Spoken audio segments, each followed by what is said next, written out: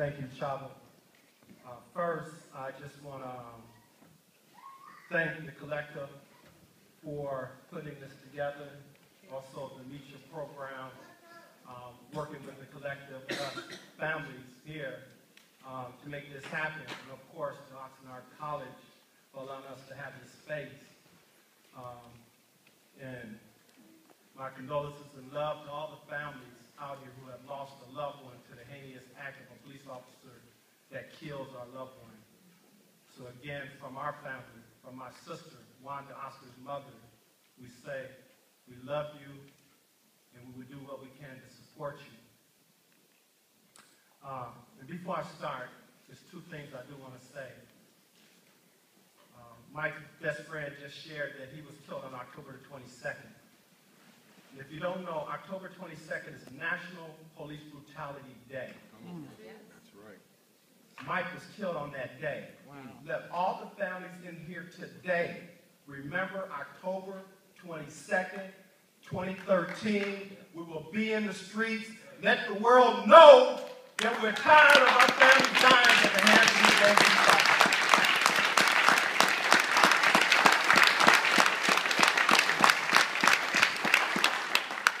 And the other part, my sister here, Love, she shared a photo of the police officers who killed her son. Every family in here, get a picture of that police officer and understand his history, and make sure you put his face there with the victims he has killed. And we got to let the world see these individuals so that they know that they are among a killer in the streets. That's right. That's right. That's right, brother.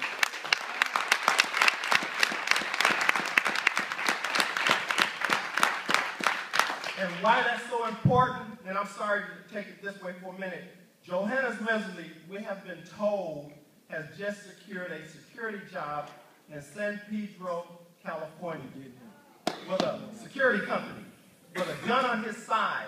As you know, he killed my nephew, Oscar Grant. So, we have to know these individuals that are walking our streets so that we can let the community know that this particular person is a killer and has been found guilty of that. And if they haven't been found guilty of it, that we're in pursuit to find them guilty of that. Right. That we have to stand up and speak that we do not want these heinous officers in our community.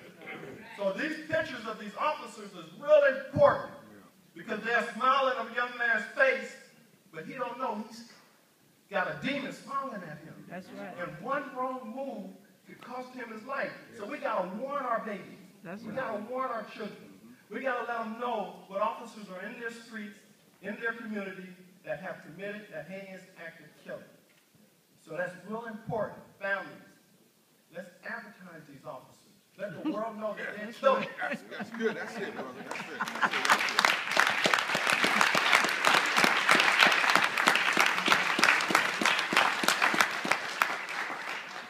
So I am Oscar Grant's uncle. I'm sure hopefully all of you know he was killed January 1st, 2009 on the Fruitvale Park platform.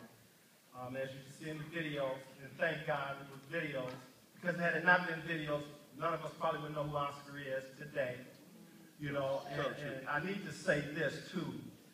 Had it not been for the community that stood with us, that prayed with us, that cried with us, that went back and forth to court with us, just was there for us to lean on.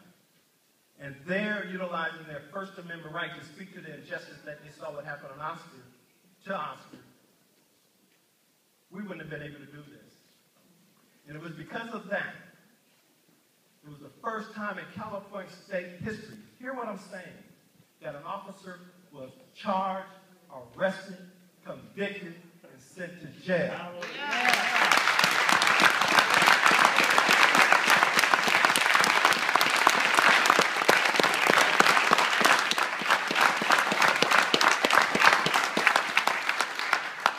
So let that be a ray of hope for all my families that have lost a loved one, that it can happen.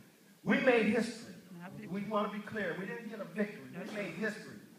But let Officer Moody, who killed Ernest Dueñez, let Officer Massey, who killed Alan Bruford, be victorious. You know what I'm saying? As well as all the other families. Because an officer needs to go to prison. That's right. Because that is the only way we will be able to put a stamp on this issue.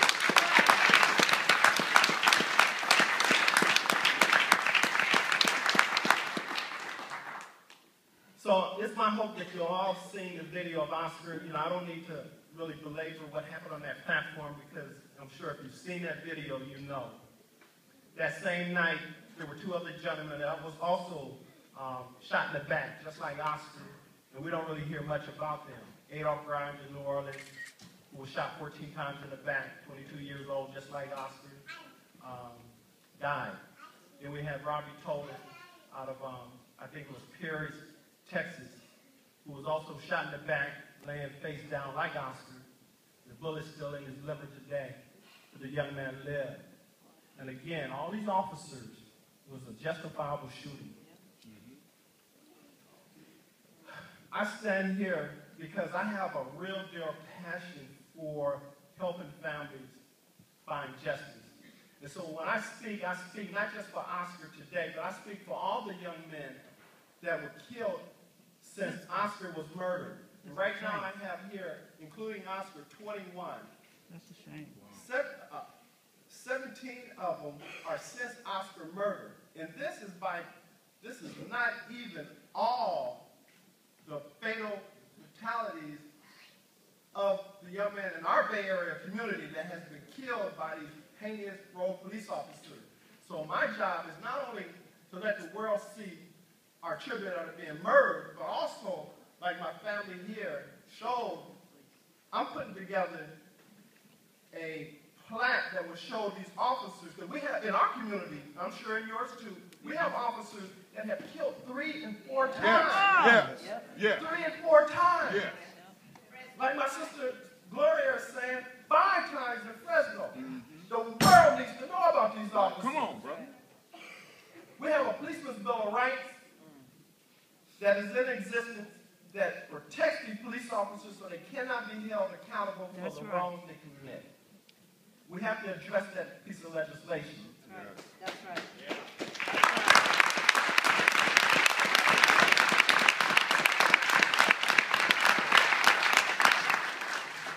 I'm going to add this and then I'm going to pass it on. We just went to the Sacramento State Capitol for an event that was titled Victims of Crime Week. April really is considered the month. And they had, hundreds of pictures of families who have lost loved ones to other families, black on black, brown on brown, in the community, advertising their face at the state capitol. But there was a segment that came to the state capitol that was like us, from our community, that weren't even pictured in their stuff. You know what I'm saying? Mm-hmm. So this, as the program opened, our spiritual brothers shared with us, let this be a new beginning. This is about us coming together in unity, taking this to the state capitol, and speaking directly to Kamala Harris for turning a blind eye to what these police officers are doing in our community.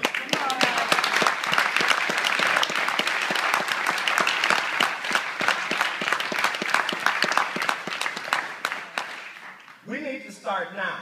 October 22nd is a real important date because it's going to set the tone for April when we all go to Sacramento. Yeah.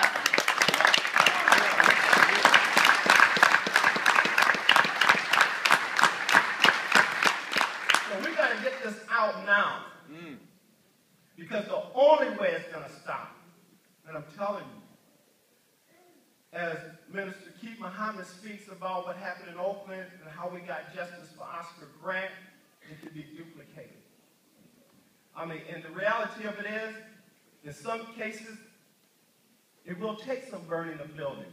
I don't advocate violence, but what is a building to a life? Come on.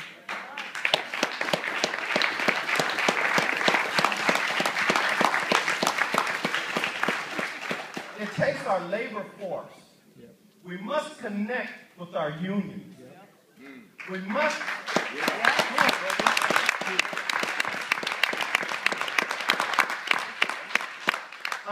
economic shutdown of this city is powerful. Yeah. It speaks volumes.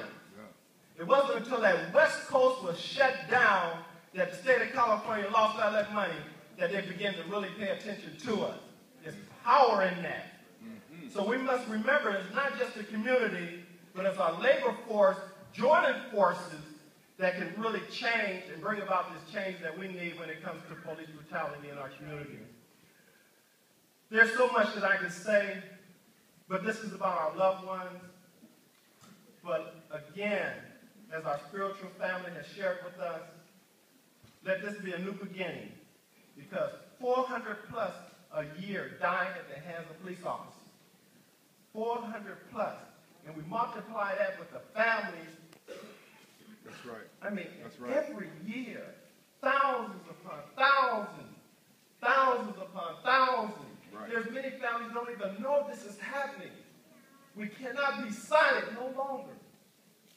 It is time to change what is happening, and this is the beginning. Thank you.